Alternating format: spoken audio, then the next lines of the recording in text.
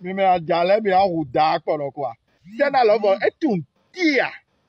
Mais il prend un école de temps de mi pas eu tout temps dit le il prend nous doit d'accord dans des noms de rodo mais koko papa ziboté maman ziboté de mina no atite mina no awon do commentaire mais de union et donc mais on compte ndé o mais les ça le game ne les zawe ya et ni di rayoyo manoko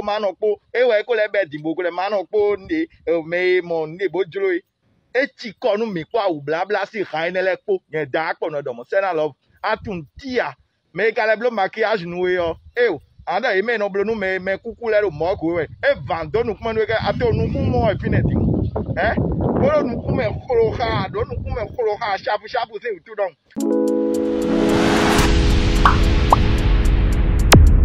coucou de nous ene ke le ngbe e ti call me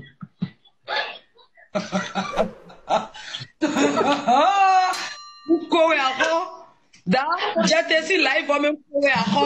mais rendez-vous à 18h. Juste après la sortie, si tu as raison ou pas, il faut faire les poids. Mais mon retour de faire les bons. Et puis après, il n'y a pas ni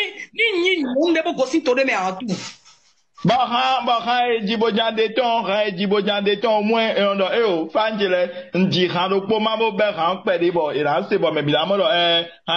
gbongo ndi o et ton musique de musique ni o gbongo ndi o de mi no ho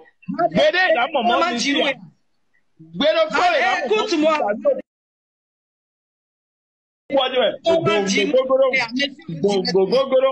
gongo e kede et la musique ça musique ça rego gongo gongo denja de tomo jinu ya bodo tebo ma jinu ya pa imagine yen o jinu pa ndo le nu eni kwa lo na yan eni won wi OK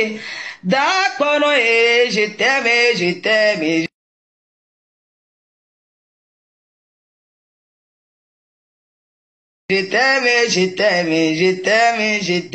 da tu es amigo